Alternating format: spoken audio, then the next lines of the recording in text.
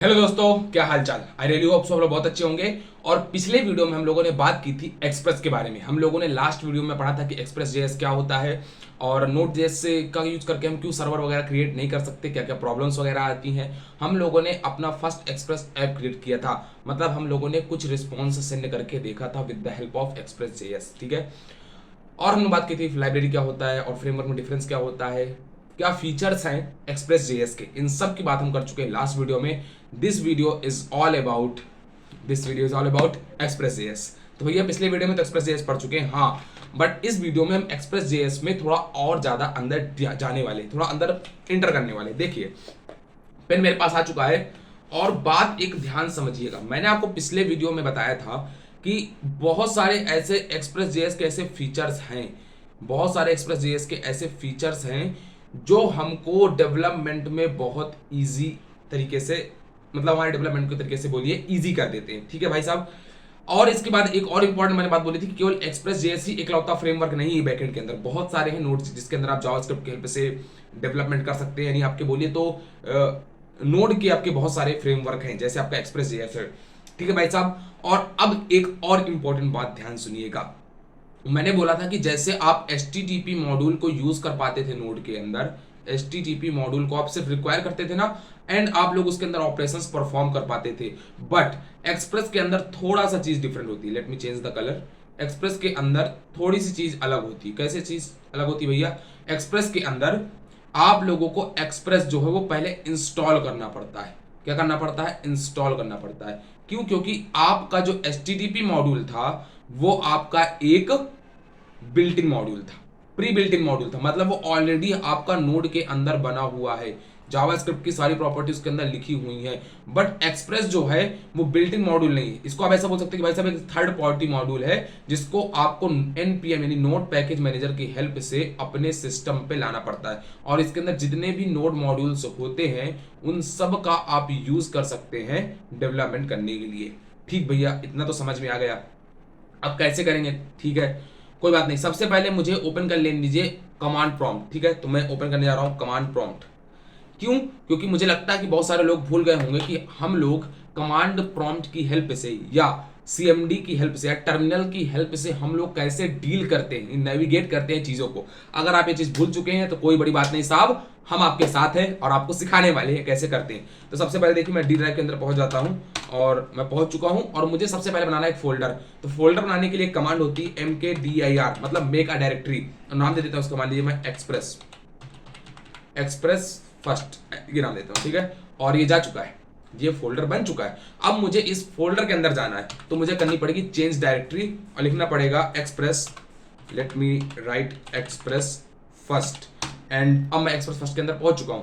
अब हमारा next task क्या है? हम लोगों को इस पर्टिकुलर फोल्डर के अंदर VS कोड को ओपन करना है। तो सिंपल सा आप लिखेंगे कोड और उसके बाद लिखेंगे स्पेस कोड स्पेस डॉट, और जैसे आप एंटर प्रेस करेंगे boom, it will take some time, but यहाँ पे आपका VS कोड जो है वो ओपन हो जाएगा। एक्चुअली ओपन हो चुका है।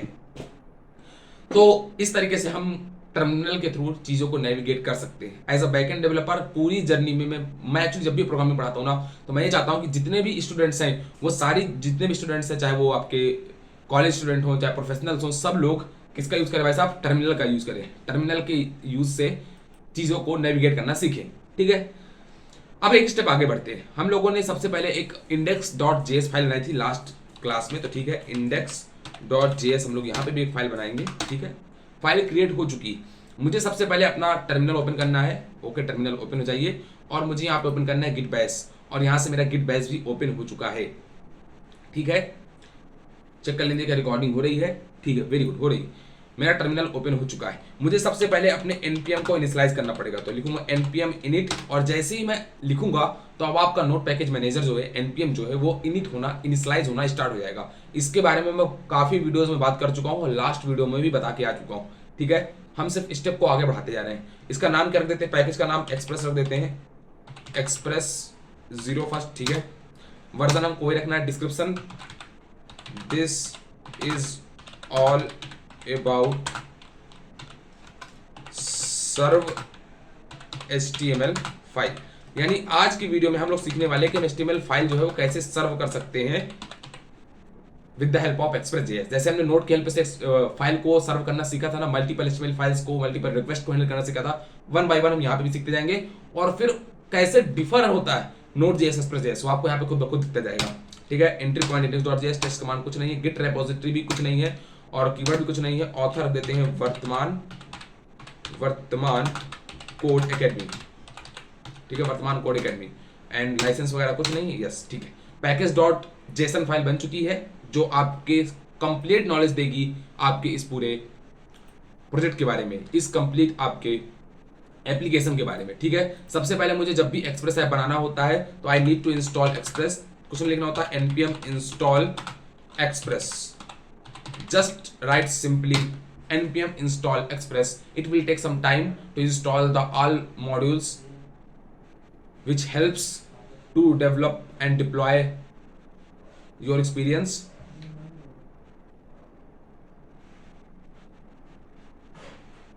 जब तक के लिए आप लोग हमारे चैनल को सब्सक्राइब कर लीजिएगा, वीडियो को लाइक कर दीजिएगा, और अगर आपको पसंद आता है तो प्लीज कमेंट करिएगा कि भैया वीडियो अच्छी बन रही है। ठीक है, आगे बढ़ते एक स्टेप आगे बढ़ते भाई साहब, हमारा एक्सप्रेस जो है वो इंस्टॉल हो चुका है। अगर आप जाके देखेंगे पैकेज डॉट जेसन के अंदर तो देखिए यहाँ पे डिपेंडेंसीज में आपका एक्सप्रेस आ चुका है, और जैसे ही आ चुका है इसको यूज करना मैं लास्ट क्लास में बता चुका हूं, तो बहुत ही फास्ट तरीके से मैं करने वाला हूं। सिंपली मुझे वेरिएबल क्रिएट करना होता है, लेट एक्सप्रेस, आप नाम को भी दे सकते हैं, वेरिएबल का मैं एक्सप्रेस देता हूं, एंड मुझे करना होता है रिक्वायर और यहाँ पे करना होता है साहब एक्सप्रेस। ठीक है, वेरी गुड। अब मुझके बाद क्लियर करना होता है मुझे पोर्ट, तो कॉन्स्ट पोर्ट इक्वल टू 8000। अभी हम लोग कस्टम पोर्ट दे रहे हैं, इसके बाद हम डेस्कटॉप के हिसाब से पोर्ट देना स्टार्ट करेंगे, मतलब जो भी पोर्ट खाली हो वही पोर्ट ले लो। कैसे ये चीजें होती हैं इनको समझाएंगे हम नेक्स्ट आने वाले वीडियोस में। बट अब हम क्या करने वाले हैं, हमको फिर से वेरिएबल बनाना है, लेट ऐप इक्वल टू, आप नाम को भी दे सकते हैं, और यहाँ पे मैं ला रहा हूँ एक्सप्रेस की सारी प्रॉपर्टीज। ठीक है, इन सब के बारे में लास्ट वीडियो में ऑलरेडी बात कर चुके हैं। ठीक है, और इसके बारे में ज्यादा डीप बात हम आने वाले वीडियोस में करने वाले। ठीक है, अब मुझे सबसे पहले क्या करना होगा, ऐप डॉट लिसन, जैसे हम वहां पे करते थे क्रिएट सर्वर डॉट लिसन, वैसे यहाँ पे आपको करना है ऐप डॉट लिसन। इसके अंदर आपकी पहली प्रॉपर्टी आती है पोर्ट, एंड सेकंड जाता है आपका एक कॉल बैक फंक्शन, यहाँ पे आता है आपका एरर, और इसके अंदर आपका जाता है सिंपल सा, हमने एक फंक्शन बना दिया है, हम बोलते हैं इफ, अगर आपको कोई भी एरर मिलती है तो सिंपल सा मुझे लॉक करा देना, कंसोल लॉक करा देना भाई साहब, is something went wrong, something went wrong. ठीक है साहब, और यहां से कर जाना रिटर्न, क्या कर जाना साहब यहां से रिटर्न। और अगर ऐसा नहीं होता तो आप सिंपल सा लॉक करा देना और बोल देना, क्या बोल देना भाई साहब, कि सर्वर इज रनिंग।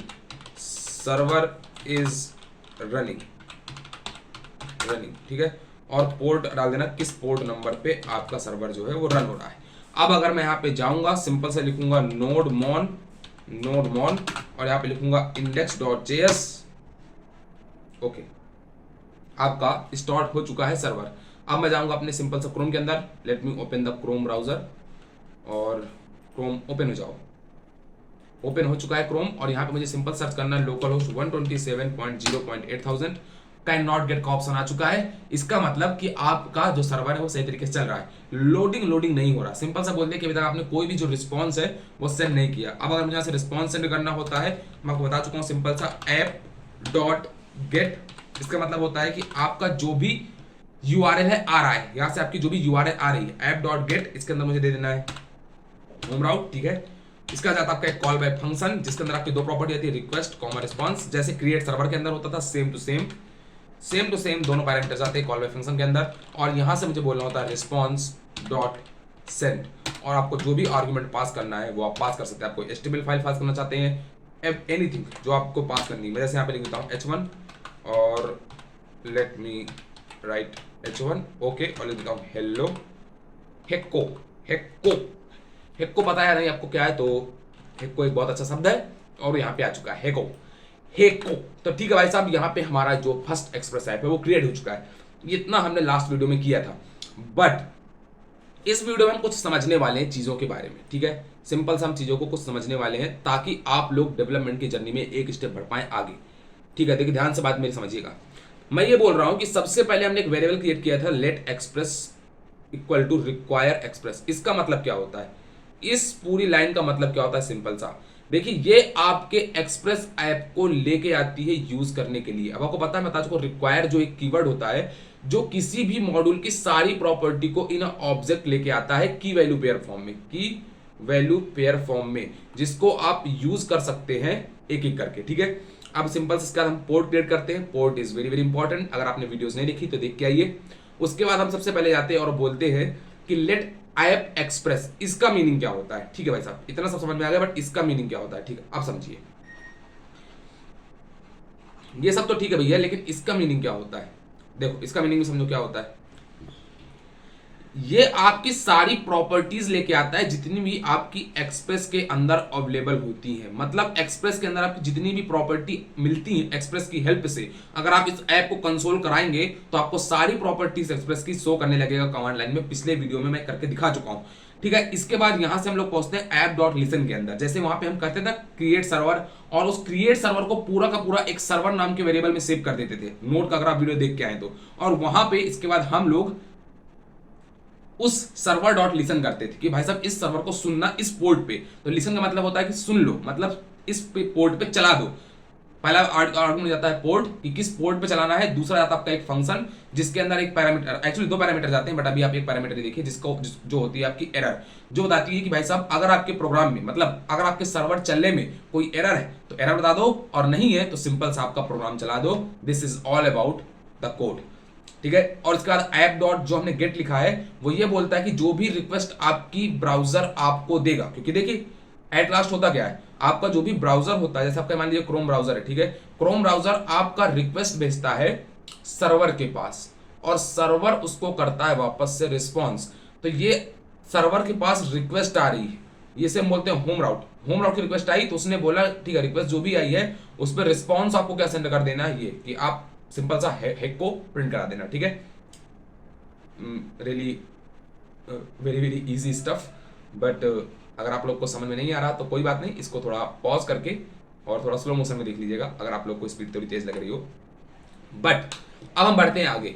अब हमारा मेन टास्क है कि जैसे हम लोगों ने नोड के अंदर एक HTML फाइल को अगर हमको रेंडर कराना होता था या उसको सर्व करना होता था, तो भाई साहब एक बहुत बड़ी दिक्कत थी कि हम लोगों को वहां पे फाइल सिस्टम मॉड्यूल का यूज करना होता था।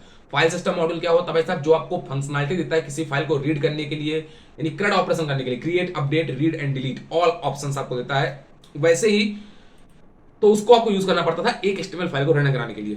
वेरी टफ स्टफ या वेरी बोरिंग स्टफ। लेकिन यहां से हम कुछ स्पेशल चीज करने वाले हैं, क्योंकि एक्सप्रेस का काम ही है कि आप लोगों को कुछ फंक्शनलिटी प्रोवाइड करके देता है, आपके ओवरऑल डेवलपमेंट को बहुत ही इजी और फास्ट कर देता है। तो देखिए यहाँ पे आपका होने वाला है वही चीज, मैं कैसे एक HTML फाइल को रेंडर कराऊंगा। तो let me create index.html file, index.html file. Okay, let me create, and create हो चुकी है। Apply the boilerplate code. ठीक है, क्रिएट h1 टैग, राइट वर्तमान code academy, and right create a p tag and some random text, lorem 12, very cool. ठीक है भाई साहब, इस हमको HTML फाइल को अब सर्व करना है। कैसे करेंगे देखिए, सबसे पहले हमको एक चीज रिक्वायर करनी पड़ेगी। मैं एक लिख रहा हूं, देखिए यहाँ पे क्या लिख रहा हूं, ध्यान से देखिएगा। मैं लिख रहा हूं let path equal to require, और यहां पे लिख रहा हूं मैं पाथ। यस, इसका मतलब ये भी एक मॉड्यूल होता है, बिल्कुल इनबिल्ट मॉड्यूल होता है नोड के अंदर। यस, ये भी नोड के अंदर एक इनबिल्ट मॉड्यूल होता है जो आपको बहुत सारी फंक्शनलिटी प्रोवाइड करता है। क्या फंक्शनलिटी प्रोवाइड करता है, लेट मी कंसोल पाथ। ठीक है, and I think it will give you all the properties. ये देखिए, ये आपको सब बताता है कि आपका किस सिस्टम पे है, आपका dir ने, मतलब कौन सी डायरेक्टरी से आपका सर्वर चल रहा है, किस फोल्डर से, किस करंट पाथ से आपका फोल्डर चल रहा है। ठीक है, उसका फॉर्मेट क्या है, उसमें कौन कौन सी चीजें हैं, बहुत स्टफ होता है। इसके बारे में हम और आगे डिटेल में बात करेंगे। बट ये देखिए, आपको कई सारी चीजें, काफी सारे फंक्शंस प्रोवाइड करता है, कौन सी रूट चल रहा है, कौन सा होम रूट चल रहा है, एवरीथिंग अबाउट योर सर्वर सब आपकी नॉलेज देता है आपको। ये पाथ, कौन सी करंट डायरेक्टरी से आपका सर्वर चल रहा है। अच्छा, हमको ये क्यों लेना होता है, देखिए अभी आपका जो भी हमारा जो फोल्डर बना हुआ है वो D ड्राइव के अंदर इस express1 नाम के फोल्डर से चल रहा है। मतलब अगर मैं यहाँ पे अपना करंट पाथ देखूं, let me crash this server, and ये देखिए this is my current path. But अगर मान लीजिए कोई दूसरा यूजर अपने सिस्टम में इस कोड को रन करता है तो उसका पाथ दूसरा हो सकता है। कोई दूसरा डेवलपर है वो इसको अपने कोड को जाकर रन करता है तो उसका जो पाथ हो सकता है वो डिफरेंट हो सकता है। तो अगर उसका पाथ डिफरेंट होगा तो ही और see get some error, some really cool error, so that the path is not included and all this stuff। तो उससे बचने के लिए हम लोग क्या करते हैं साहब, उससे बचने के लिए हम लोग यूज करते हैं इस चीज का, पाथ का। ये जैसे आपको फाइल, मतलब ये आपको पाथ प्रोवाइड करता है कि कहां से फाइल, किस करंट फोल्डर से कहां से फाइल कहां रेंडर करानी। अभी आपको समझ में आएगा, सिंपल सा देखिए यहाँ पे। अब मुझे इस HTML फाइल को रेंडर कराना है तो मैं इस पूरे स्टेटमेंट को अभी कर रहा हूं कमेंट आउट, और जैसे मैं कमेंट आउट कर दूंगा, अब अगर मैं यहाँ पे सर्वर अपना रन भी करूंगा, यहाँ पे लिखता हूँ नोड मॉन और index.js let me run, and yes run हो चुका है। And if I go to the browser and reload, ये कीप लोडिंग क्योंकि अभी तक हमने कोई भी रिस्पॉन्स जो है वहां से सेंड नहीं किया है, ठीक है। तो वो कीप, अब यहाँ से चूंकि हमने ये चला दिया है गेट, तो वो आ तो रही बट वहां पे कुछ जा नहीं रहा, इसलिए कीप लोडिंग करता रहेगा वो, ठीक है। Very good. अब देखिए हम क्या करने वाले, अब हमको एक HTML फाइल को सेंड करना है। तो HTML फाइल सेंड करने के लिए बहुत ही इजी स्टफ होता है। क्या, एक बहुत ही प्यारी सी प्रॉपर्टी होती है res response dot send file. Send file नाम की एक प्रॉपर्टी होती है, one second, response dot send file, ठीक है। सेंड फाइल नाम की प्रॉपर्टी होती है जिसके अंदर आपको देना होता है पहला पैरामीटर पाथ डॉट ज्वाइन। इसका मतलब क्या होता है कि दो पाथ को ज्वाइन कर दो। पाथ डॉट ज्वाइन का यूज किया जाता है दो पाथ को ज्वाइन करने के लिए, और इसके अंदर दो पैरामीटर आते हैं। पहला क्या आता है अंडरस्कोर dir नेम, ये क्या होता है अभी बताता हूं, कॉमा। दूसरा आपका जाता है जो भी फाइल आपको सर्व करानी, जैसे मुझे करानी index.html तो मैं यहां लिखूंगा index.html, ठीक है। एंड काम खत्म। अब अगर जाऊंगा मैं यहाँ पे एंड ये देखिए बूम, आपकी पहली HTML फाइल रेंडर हो चुकी है। अच्छा भैया ये तो बहुत इजी स्टफ था। हाँ तो वही तो मैं बोल रहा था, बहुत इजी होता है। आप किसी भी HTML फाइल को बहुत ही इजी तरीके से सर्व करा सकते हैं, ठीक है भैया। ये तो समझ में आ गया कि जैसे हम सेंड कर रहे थे वैसे यहाँ पे हमको कोई अगर फाइल सेंड करनी है तो सेंड फाइल नाम का एक प्रॉपर्टी है, एक मेथड है। लेकिन भैया ये पाथ डॉट ज्वाइन वगैरह क्या है, और समझिए ये अंडरस्कोर dir नेम क्या है। देखिए if I console let me console dot log क्या कर रहा हूं अंडरस्कोर dir नेम, ये देखिए आपको क्या देगा, यह आपको देता है करंट फाइल की लोकेशन की, आपकी किस करंट फाइल से आपका सर्वर रन हो रहा है। ओके भैया, तो मतलब हम लोगों ने सेंड फाइल के अंदर पाथ डॉट ज्वाइन भेजा। ओके, मतलब हम दो पाथ को ज्वाइन करना चाहते हैं। हाँ, पहला ये dir नेम का मतलब हो गया अंडरस्कोर dir नेम का मतलब हो गया करंट पाथ जहां से हमारा सर्वर चल रहा है, ठीक है। और दूसरा हमारा हो गया index.html, मतलब किस फाइल को हमको सर्व कराना है इस पर्टिकुलर सर्वर के अंदर। अच्छा समझ में आया थोड़ा भैया, फिर समझाइए, ठीक है। अभी और समझाते हैं, देखिए लेट मी ओपन, ठीक। देखिए मैंने बोला कि हमको जब भी कोई फाइल सेंड करनी होगी तो हम यूज करेंगे एक प्रॉपर्टी का res मतलब response dot send file. Send file नाम की एक प्रॉपर्टी होती है जिसकी हेल्प से आप कोई भी फाइल सेंड कर सकते हैं, ठीक है। res डॉट सेंड फाइल के नाम से प्रॉपर्टी होती है। इसके अंदर आपने भेजा पाथ डॉट ज्वाइन, इसका मतलब होता है कि आप दो पाथ को ज्वाइन कर लो। ये देखिए जो पाथ है ना, इसके अंदर प्रॉपर्टी होती है ज्वाइन, मतलब आप दो पाथ को ज्वाइन कराना चाहते हैं। किस किस पाथ को, पहला होता है अंडरस्कोर dir नेम, ये बताता है आपका करंट पाथ जहां से आपका सर्वर रन हो रहा है, जहां से आपका सर्वर क्या हो रहा है भाई साहब, रन हो रहा है। और दूसरा उस फाइल का नेम जो आपको रेंडर करानी है, क्या, जो फाइल आपको रेंडर करानी है। मतलब पहली जाएगी वो करंट पाथ का नाम और दूसरी जाएगी वो फाइल जो आपको रेंडर करानी है। अच्छा, तो मतलब इस फाइल को आप चाह रहे हो इसके साथ एसोसिएट करना, लिंक करना, हाँ, तब आपने इसको यूज किया। Very good. तो ऐसा करने से आपकी HTML फाइल इस पूरे पर्टिकुलर पाथ के अंदर पहुंच जाएगी और आपकी रन होने लगेगी। हाँ, इससे होगा क्या, इससे ये होगा कि अगर कोई दूसरा डेवलपर या कोई दूसरा यूजर जाके अपने प्रोग्राम, इस पर्टिकुलर प्रोग्राम को अपने फाइल में चलाने की कोशिश करेगा तो वहां पे इसका जो करंट पाथ होगा वहां पे पहुंच जाएगी ये पर्टिकुलर फाइल और आपका प्रोग्राम रन होने लगेगा और आपको कोई भी एरर नहीं मिलेगी। रियली कूल, थैंक यू भैया, आप लोगों ने आपने काफी अच्छे तरीके से समझा दिया। बस इतना ही होता है। हाँ, इतना ही सिंपल होता है किसी एक HTML फाइल को सर्व करना।